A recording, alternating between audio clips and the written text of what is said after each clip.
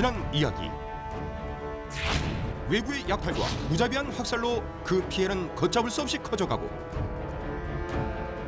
이제는 노략질의 수준을 넘어 국가적 위기로 떠오르게 되는데 14세기부터 갑자기 엄청나게 침략해 오기 시작해요. 나라의 기록에 남을 정도로.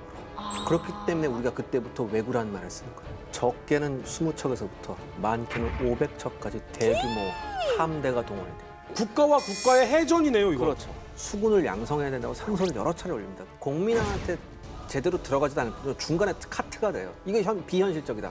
그래서 이제 해방론이 나오는 거예요. 야, 이거 안 되겠다. 해방론 뭐예요? 바다를 막아야지. 아, 바다를 막자. 대선 800척, 총 2000척을 건조해야 된다라는 엄청난 플랜이 딱 나온 거예요. 그게 플랜인가요? 누군가의 꿈인가요? 이 계획을 세운 사람이 바로 그 유명한 최영 장군이죠. 최영 장군이요? 우리가 알고 있는 그 최영 장군이요? 그렇죠. 정부가 보니까 이게 강행이 안 될 것 같거든요. 이게 고민하는데 누가 이제 또 새로운 아이디어를 내죠. 두 분 계셨어요. 네. 이희란 분하고 정지란 분. 양보다는 질 위주로 해서 전문 수군을 키워야 된다. 아, 그러니까 여기에 공민왕이 밀어줍니다. 동북아에 몰아친 피바람, 외구의 등장 두 번째 이야기. 아니 근데 이거를 최영 장군은 또 어떻게 생각할지도 너 이놈 이렇게 하는 거 아니에요? 최영은 받아들이나요? 반대했죠. 그죠? 이거 아니다. 이처적 해야 돼. 네. 근데 일단 첫 번째가 해안가에 사는 사람들을 뽑아서 이제 수군으로 양성하자. 그렇죠. 이 조선시대도 늘 하던 말인데 네. 이 말에 함정이 있어요. 왜요? 우리나라는 삼면이 바다잖아요. 네. 대도시는 다 강가에 쓰잖아요. 그렇죠. 그러니까 강가나 바닷가에 있는 고를 숫자로 따지면 3분의 1이 절반 가까이 나와요. 그러면 문제는 그거야. 그러면 거긴 사람 다 수영 잘하느냐.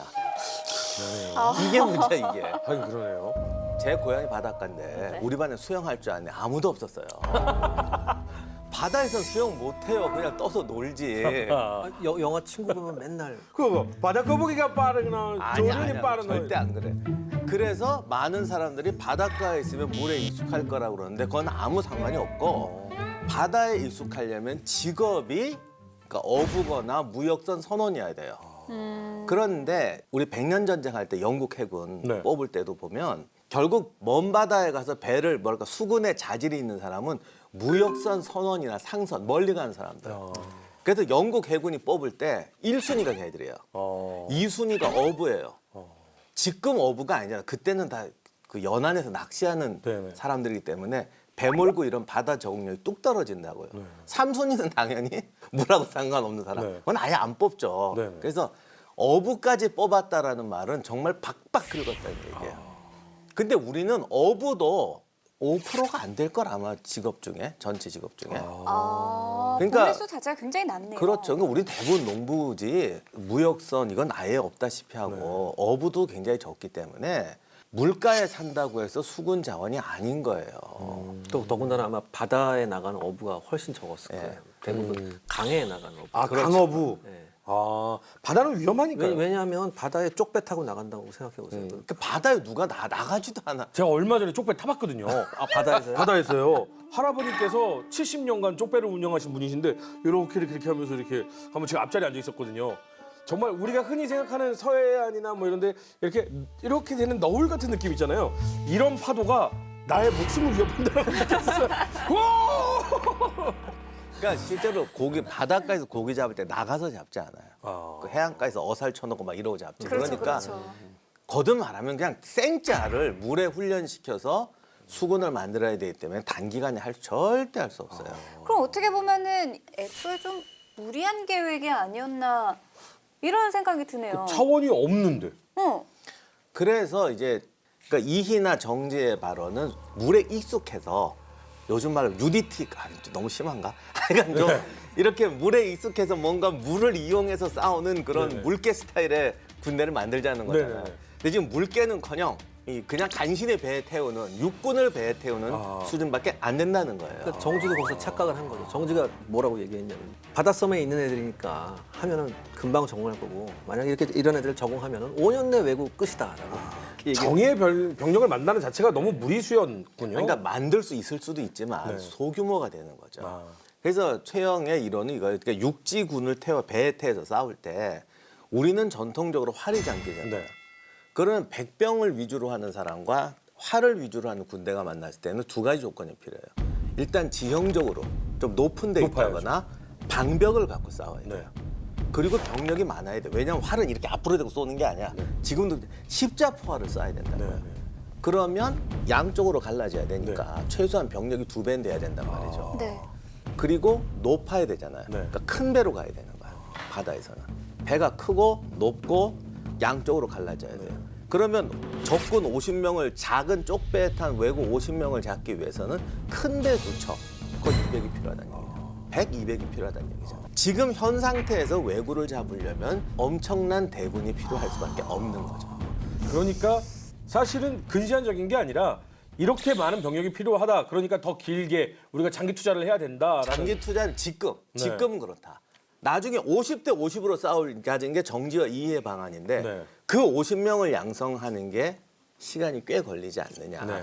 해본 적도 없고. 그러니까 지금 상대 싸울 땐 이렇게 해야 된다는 이론이에요. 뭘 장기적으로 보면 정지 말이 맞죠. 네. 맞는데 최영 장군의 말은 일리가 있는 거예요. 지금 상황에서는 이렇게밖에 할 수 없다. 그러면 최영 장군의 해방론 주장이 왜구 투벌에 결국은 한 몫을 하게 되는 건가요? 최영 장군이 이 기본 플랜 자체는 네.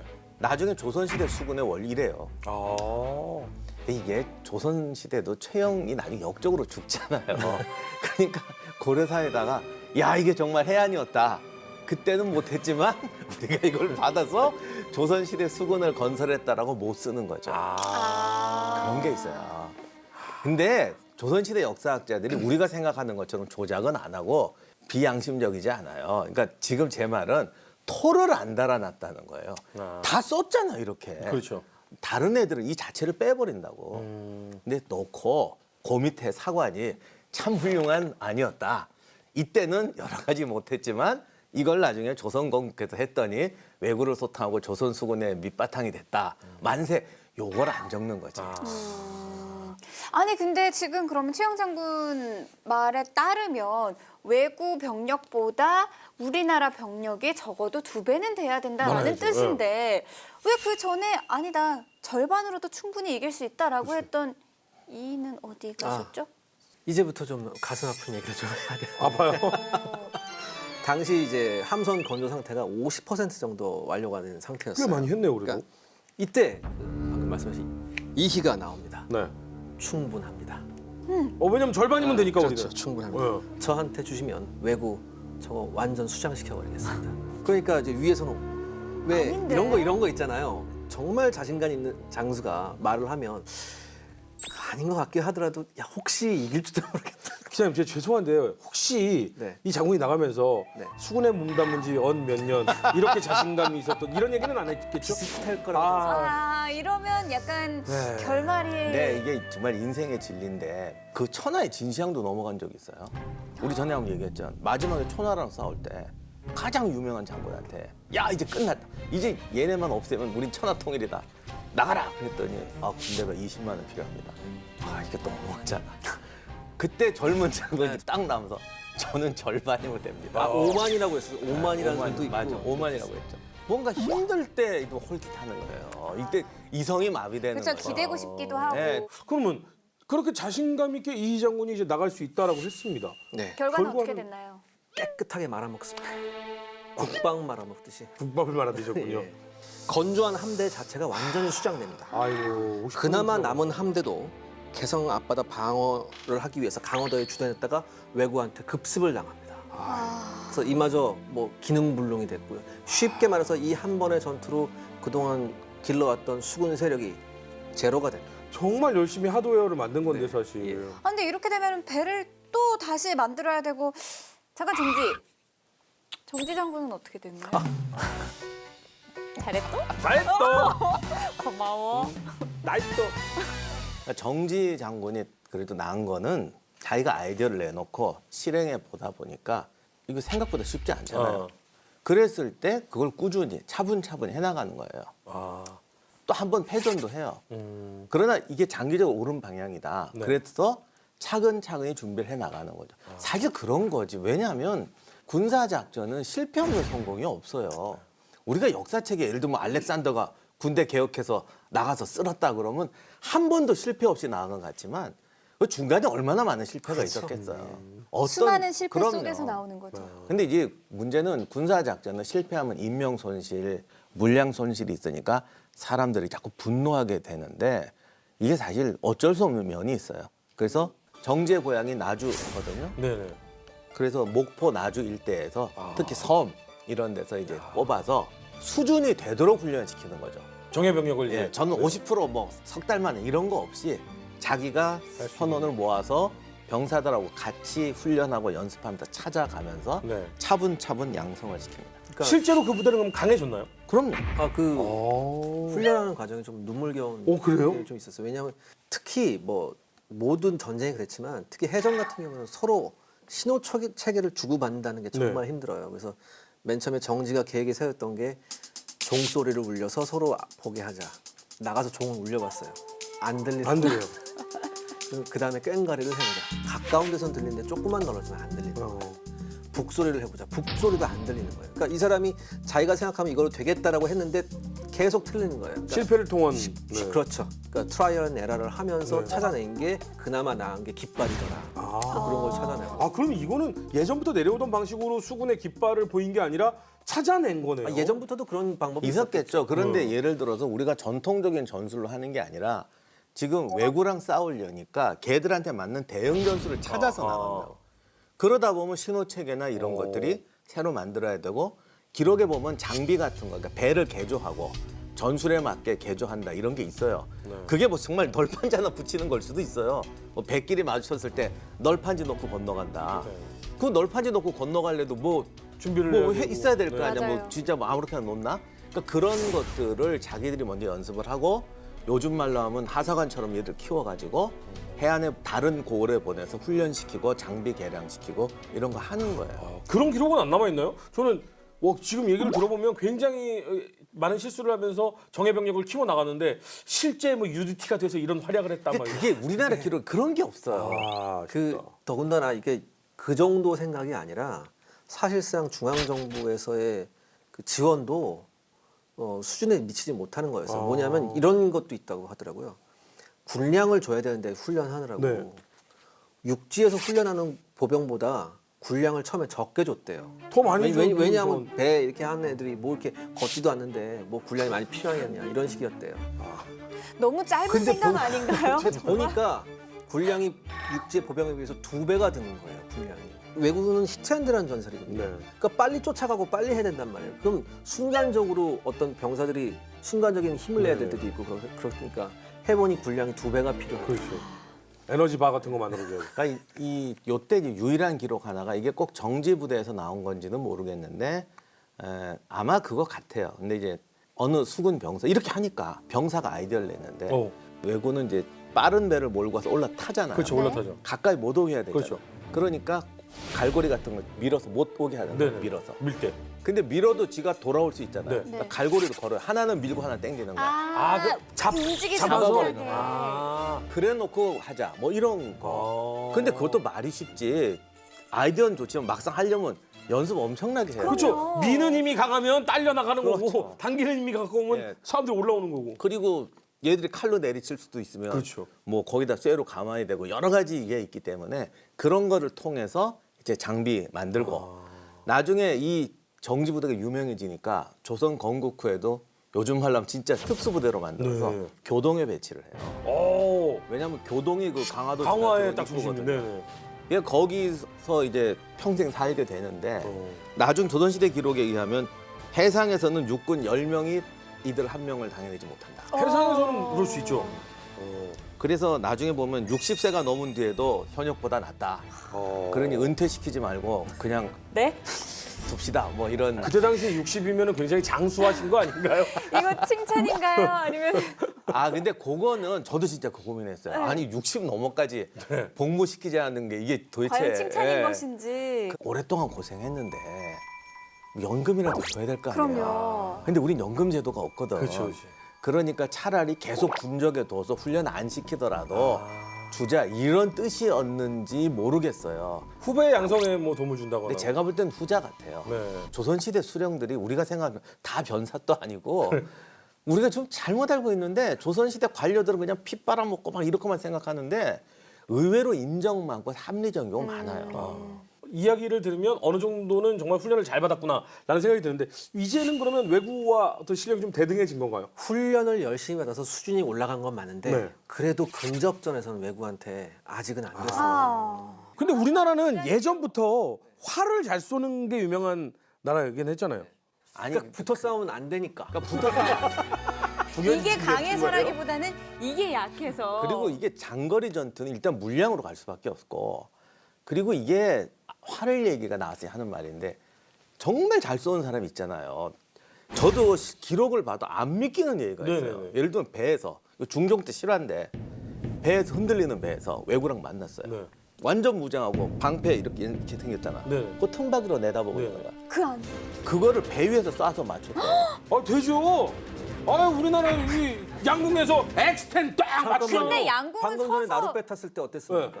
그거하고 한번 매치시켜 보시죠. 그래요. 아니 그거는 저는 배를 탄 경험 별로 없는 사람이고 수군의 경우에 배 위에서 우리가 쏘는 보통 연습을 이런 걸 하거든요. 내로남불이라고. 맞아요. 우리나라 그 양궁 대표 선수들이요 실제로 연습을 할 때 여러 가지 악조건에서 활을 쏘는 연습을 합니다.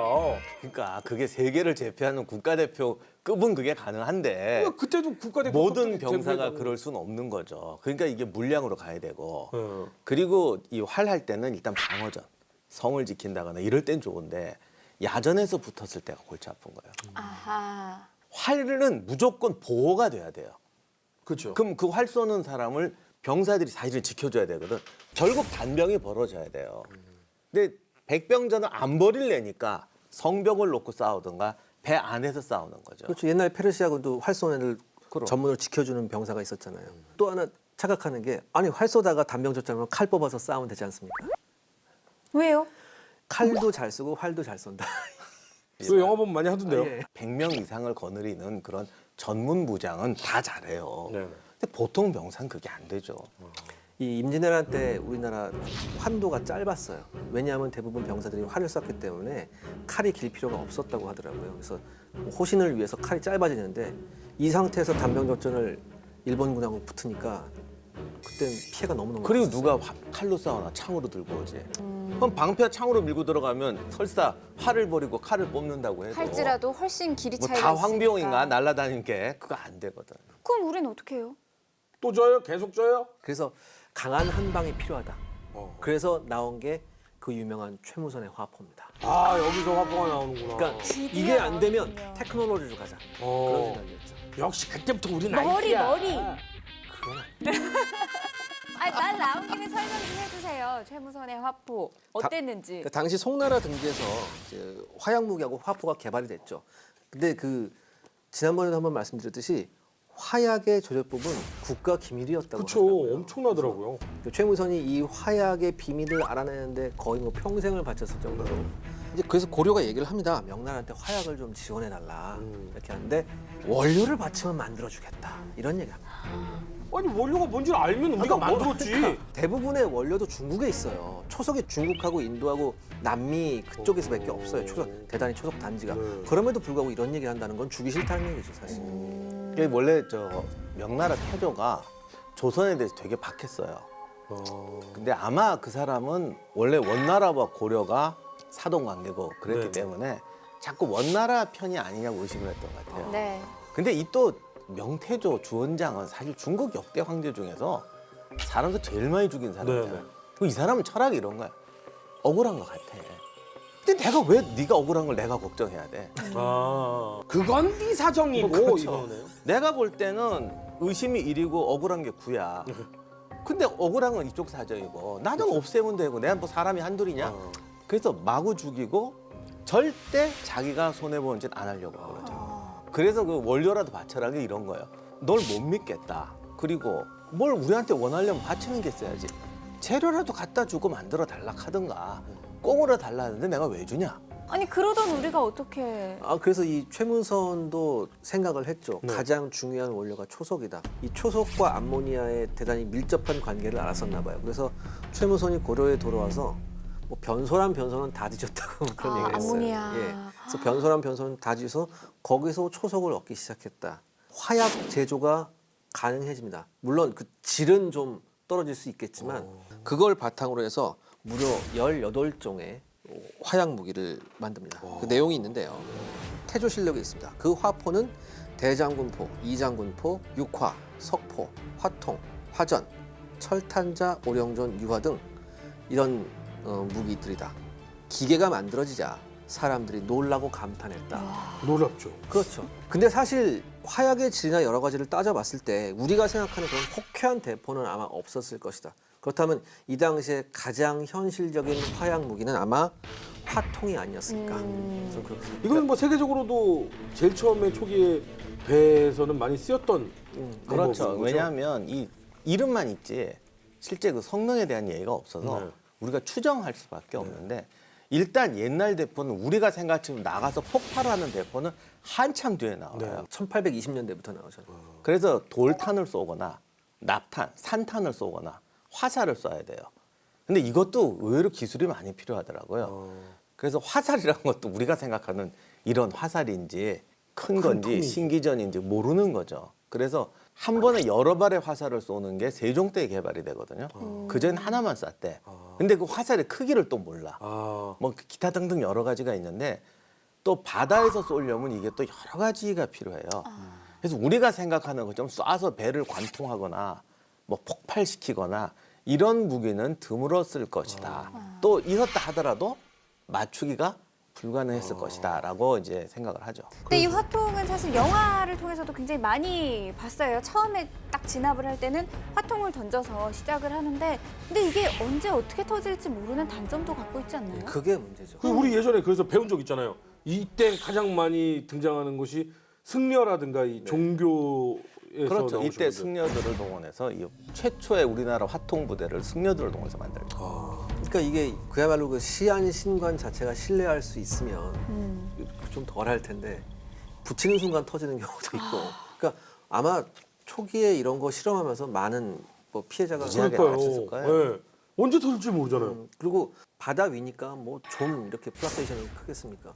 이 상태에서 이걸 들어서 언제 터질지 모르는 걸 들어서 적 배에다 던진다는 것 자체가 우리가 상상하는 것보다 훨씬 어려운 일이었을 거예요. 방송에서 그냥 소리 뻥 나면서 불꽃 나오는 거 폭탄 돌리기만 해도 엄청 맞아요. 간이 위에 쪼그라들거든요. 근데 진짜 터지면은 목숨은 100% 잃고 우리 아군한테까지도 피해를 입히는 화통을 들고 시간을 잰 다음에 던져서 터뜨려야 되니까. 그렇죠. 그러니까 실제로 그렇게 멋지게 정말 배 가득 타고 있는데 딱 던져서 꽝 터지는 건 거의 없어요? 기적에 가까웠을 거예요. 다만 이게 들어가거나 하여간 어떻게 해서 한번 터뜨려 놓으면 배들이 가까이 못 와요. 아, 이 성능을 잘 모르니까. 그렇지, 네. 그리고 들어가면 또 애들이 다 도망가요. 아, 그럼 빈 배에서 한참 후에 터져도 예를 들면 물에 뛰어들었어.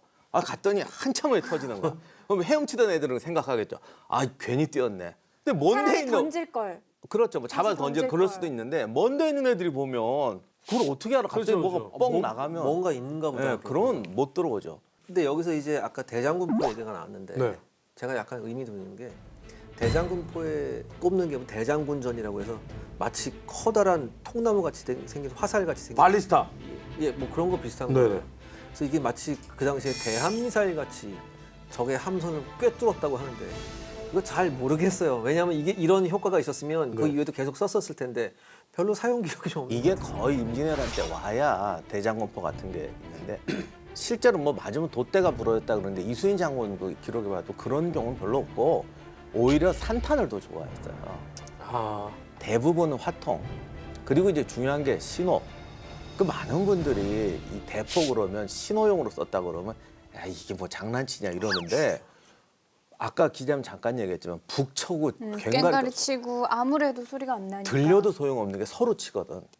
땡땡땡땡땡땡땡 막 이렇게 소리가 야 나니까. 누구냐? 누가 그렇게 하냐? 돼요. 근데 이 대포로 꽝 하는 게 정말 중요해요. 그래서 전 군이 그 한 방에 대형을 바꾸고 할 수가 있다고요. 엄청난 거죠. 지금 우리가 뭐 이렇게 송수신기 꽂고 하는 만큼의 수준이지. 근데 전투는 팀워크인데 그렇죠. 전술도 팀워크이고 이 신포의 역할이라는 게 엄청난 겁니다. 그리고 외국 입장에서 봐서도 직접적 피해가 없다 하더라도 뭔가 꽝꽝꽝 하면 심적 효과가 그렇죠, 그렇죠. 정말 컸었을 겁니다. 근데 그 포는 어떻게 터져요? 그러니까 심지를 붙여서 이렇게 들어가면 화약에 닿으면 빵 터지는 거. 그 포신에 그 화약 넣는 부분에 네. 숯불을 놓고서 거기다 이렇게 당기면 그 숯불에 이제 불이 점점 퍼지지 않겠어요? 숯불이요? 네.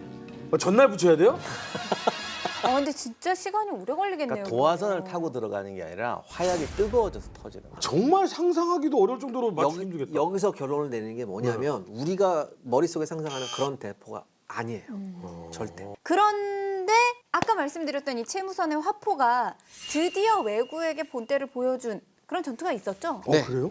1380년입니다. 왜구가 500여 척의 군선을 이끌고 이제 미국을 약탈하러 이제 진포로 침입을 합니다. 이때 고려 군선이 100척 정도밖에 없었대요. 그러니까 왜구는 500척인데 아까 교수님 말씀하셨듯이 왜구보다 2배가 많아야 되면 1000척이 있어야 되는데 그렇죠. 그 10분의 1인 100척이 있었어요.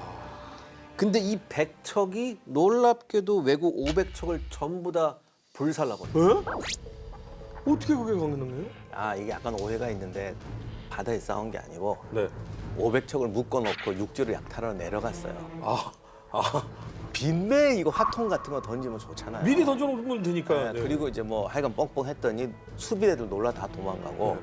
그래서 이거를 한 번에 다 태워버린 거예요. 그것도 쉬운 건 아니에요 절대. 그렇죠. 그러니까 약간 특수작전, 뭐 특공작전 같은 거를 펼친 거네요. 권근이라는 학자가 최무선의 활약을 칭송하는 글을 썼습니다. 뭐라고 썼냐면 공의 지략이 때맞춰 일어나니 30년 외란이 하루 만에 평정되었다. 바람 실은 전함은 나는 새가 못 다르고 진 무찌른 화차는 우레소리가 무색하네. 화포 만든 공의 지혜 하늘이 열어주어 한 번 뱃싸움에 흉한 물이 쓸어냈네. 허공에 뻗친 적의 기세 연기 따라 흩어지고 세상 덮은 공명은 해와 함께 빛나도다. 이야.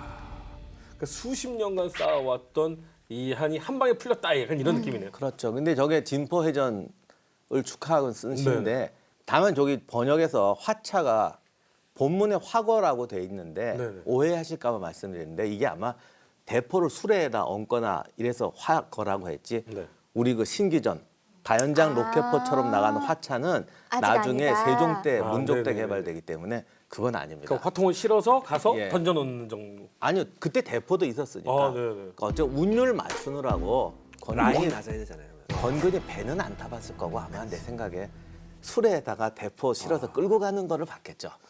그러면 얘네들은 이제 못 돌아가잖아요. 배 불타고 육지로 올라왔을 거 아니에요. 이 무리는 어떡합니까?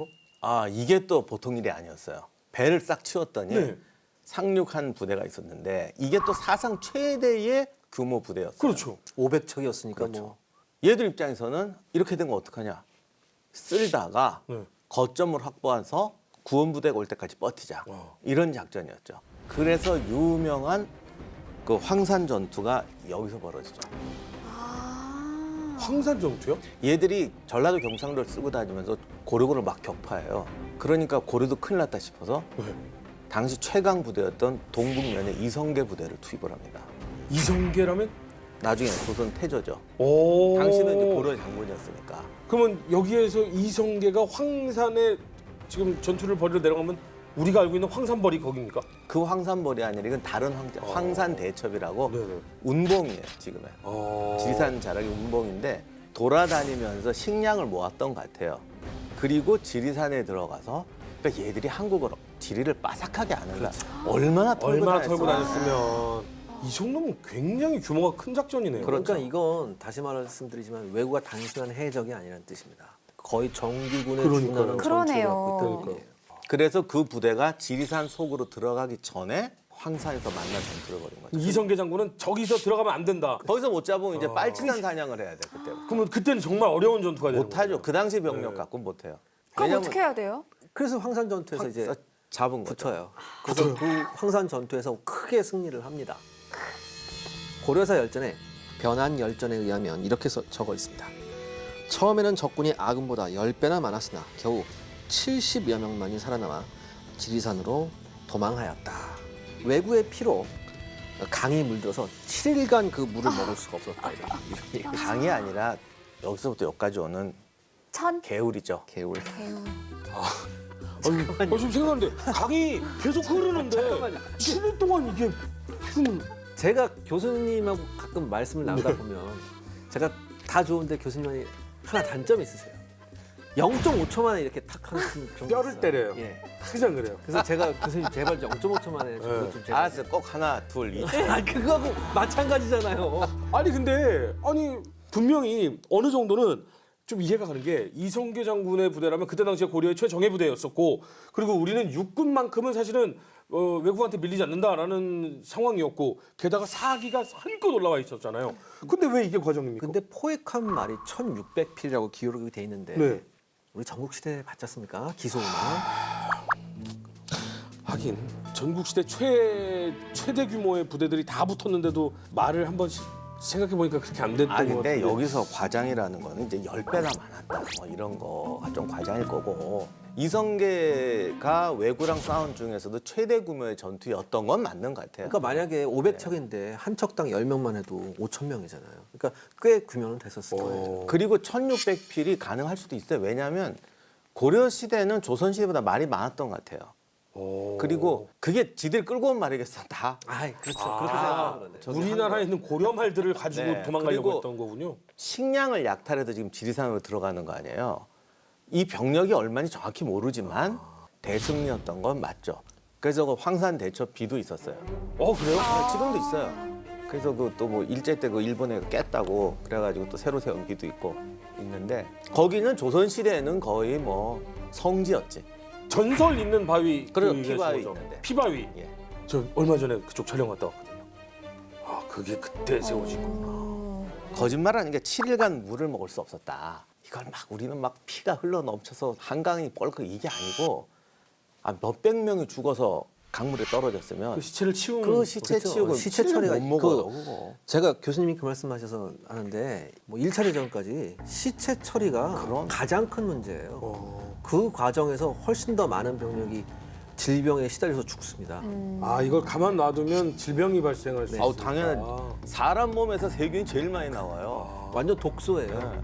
근데 이렇게 본때를 제대로 보여줬으면 이제 외부 세력도 조금 약화가 될 것 같고 우리도 이제 보다 적극적인 맞아. 태도를 취할 수 있는 거 아닌 건가요? 한 3년 조용했습니다. 한 3년 조용했는데 왜구들이 그냥 있을 놈들이 아니죠. 대선 아주 큰 배만 120여 척을 그러니까 예전에는 백병정하기 위해서 빠르게 움직이는 배들, 작은 배들을 많이 갖고 왔다면 이제는 한국형 외구를 만들어 갖고 온 거네요. 우리도 그럼 큰 배로 들이받고 들어가겠다. 지금의 마산이죠. 하포를 네. 향해서 갑니다. 그 하포를 공략을 하는데 그렇게가 이 고려 조정도 이제 발칵 뒤집혔죠. 그렇죠. 이게 이제 3년 좀 조용한가 싶더니 그래서 나주 목포에 주둔하고 있던 정지 오늘의 진주인공 정지가 3년이면 이제 UDT 탄생한 거 아닙니까? 3년 정도 준비했는데 UDT가 아니라 해병대. 해병대. 근데 문제가 당시에 정지의 함대가 채 50여 척이 안 됐었어요. 네? 여기는 항상 문제는 오래 걸려. 치명타를 입었던 게 배에서 오래 있으면 병이 돌아요. 군대 하나 키우는 게 쉬운 게 아닌데 정지 부대가 잘 나가다가 이 함정에 걸린 것 같아요. 병사의 절반이 전염병에 돌아 죽었다고. 계속 배에 있으면 안 돼. 맞아.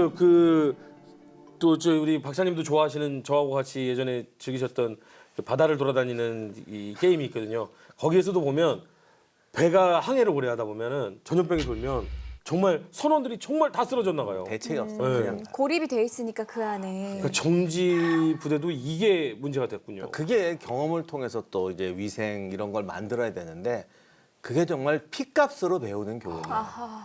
그래도 어쩔 수가 없지 않습니까? 네. 이 남은 거의 50여 척의 배를 이끌고 네.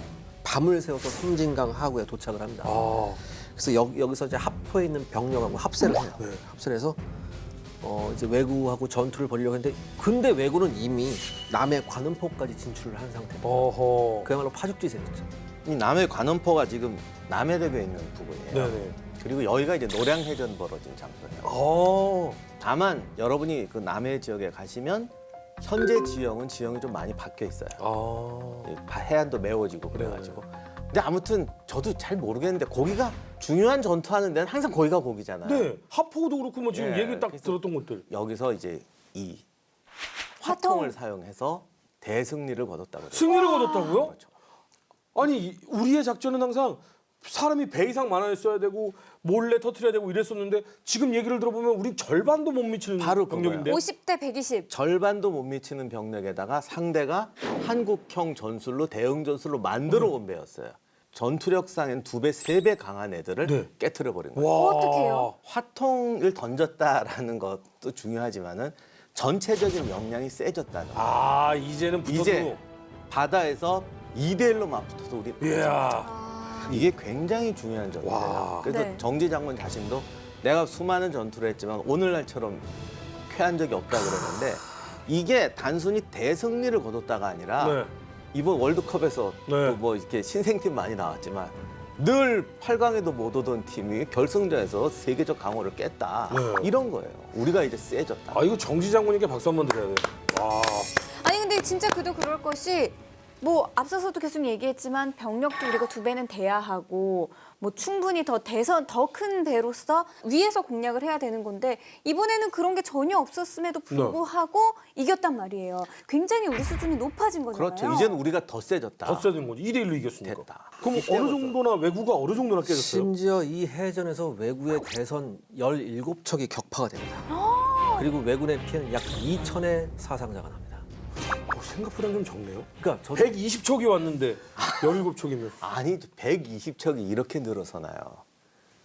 이렇게 늘어서. 오다가 된통 맞고 도망간 거예요. 그러면 되게 앞부분의 배들을 깨트리지. 그리고 절대 120척이 균일하지 않아요.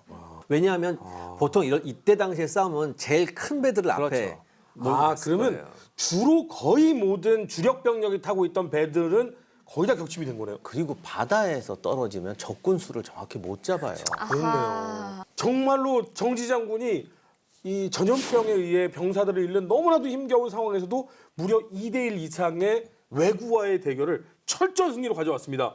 이제 왜구는 고려는 가지 말자. 이쯤 되면 진짜 못 올 것 같아요. 아무리 잡아가둬도 도둑놈은 생기는데 이렇게 이제 대규모 침략은 못 하게 돼요. 아하. 이제 눈치 보면서 슬슬 이제 그리고 또 하나 결정적인 것이 이제 그러면 우리 대마도로 가자. 정제가 이렇게 얘기합니다. 아예 적의 본거지를 함락시키자. 왜? 바다에서 우리가 세졌으니까. 이제 우리가 방어만 하는 게 아니라 적국에 가서 무찌를 수도 있다라는 반격을 엄청난 자신감으로 돌아옵니다. 근데 저 되게 뭉클한 게 우리가 이번 화 초반만 해도 우리나라 수군이 굉장히 약했었거든요. 없었죠. 네. 네. 그리고 어떻게 보면은 실전에서 뛰는 사람이 드물었기 때문에 머리로만 계획 세운 게 사실 실전에는 터무니없는 계획들이 많았었는데 지금 이렇게 2배 이상의 병력이 되는 왜구도 완벽하게 무찔렀다는 것 자체가 와 진짜 우리나라 이 고려 말의 수군의 상황이 굉장히 많이 좋아졌구나라는 걸 좀 느낄 수 있었던 것 같아요. 그건 다시 바꿔 말하면 실전의 무서움입니다. 이게 대단히 중요한 거예요. 이 실전의 무서움의 경험을 가지고 그 다음을 대비해야 되는 거예요. 그럼 과연 그 다음을 대비하는 것이 어떤 결과를 나타내느냐 우리가 다음 시간에 한번 보죠. 왜 벌써 끝내세요?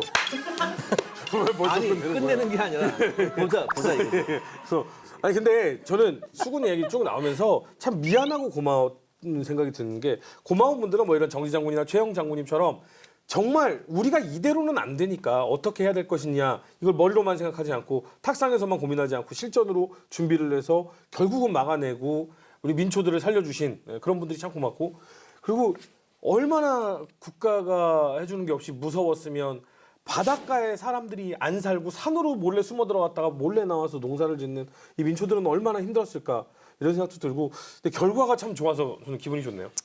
두 분 한번 이 전투를 통해서 우리가 또 새겨봐야 의미들 좀 짚어보도록 할까요? 저는 이렇게 생각합니다. 방금 두 분께서 말씀하신 것 같이 이제는 우리의 역량이 세졌다. 그런 것도 매우 자랑스러운 일이죠. 근데 왜구가 창궐한 시점에서부터 거의 40년 후의 일입니다. 그럼 도대체 우리는 그동안 뭘 어떻게 했느냐? 왜 한 번 두드려 맞았을 때 우리가 이렇게 안 되고 수백 번, 수십 번을 두드려 맞은 다음에만 이렇게 되느냐?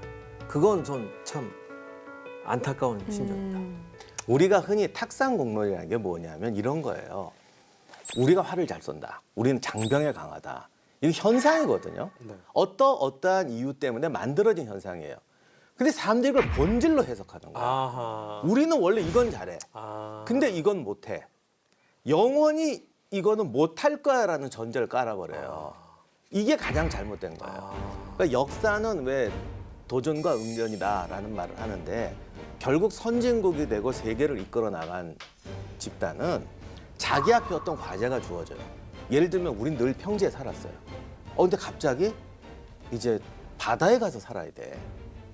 야, 우린 육지민족이니까 못 가. 이렇게 주저앉은 집단은 다 사라졌어요. 우리가 이제 바다에 가야 되면 그러면 지금부터 준비해서 노력해서 해양민족이 되자. 이렇게 가야 되거든요. 역사의 교훈은 그걸 할 수 있다라는 거예요. 정지가 보여준 건 전 그게 제일 크다고 생각해요. 그런데 당시에도 그랬지만 우리는 원래 바다에 나가는 게 아니고 쟤들은 섬에 사는 애들인데 우린 땅에 사는 애잖아. 이렇게 자기의 본질을 착각을 한다. 현상은 도전의 결과지 본래적으로 내재된 게 아니에요. 앞으로 지금 우리 사회도 그런 문제 얼마나 많았어요. 그러니까요. 교수님, 근데 질문이 있습니다. 왜 그걸 깨닫는데 40년이 걸려야 되죠? 아니요, 인간은 한 끝없이 세대는 반복해요. 한 세대 정도. 아니요, 기자님. 40년이 뭐예요? 400년이 지나도 안 될 수도 있는 그렇죠. 것도 있기 그렇지. 때문에. 그러니까 결국 우리는 이래라고 하는 순간 400년이 지나도 안 바뀌는 거예요. 그렇죠. 지금 몇 천 년 동안 못하는 집단도 있고 그걸 해냈어도 또 똑같은 이론이 끊임없이 반복이 되죠.